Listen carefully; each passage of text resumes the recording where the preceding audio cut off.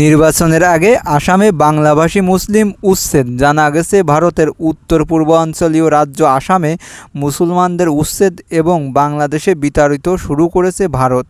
সরাসরি জমিতে অবৈধভাবে বসবাসের অভিযোগ তুলে গত কয়েক সপ্তাহে হাজারো মুসলিম পরিবারের ঘরবাড়ি বুলডোজার দিয়ে গুঁড়িয়ে দিয়েছে স্থানীয় কর্তৃপক্ষ। আসামে আসন্ন বিধানসভা নির্বাচন ঘিরে এটি সবচেয়ে বড় উচ্ছেদ অভিযান।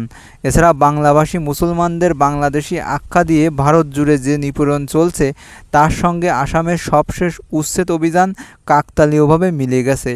আর এই রাজ্যের ভারতের ক্ষমতাসীন হিন্দুত্ববাদী দল বিজেপি আগামী বছরের নির্বাচন অংশ নিচ্ছে। আসামের গোলপাড়া জেলায় উচ্ছেদ হওয়া আরান আলী বলেন, সরকার বারবার আমাদের হয়রানি করে আসছে। এছাড়া আমরা তো এখানে জন্মেছি, তবুও আমাদের অনুপ্রবেশকারী ও বিদেশি বলা হয়।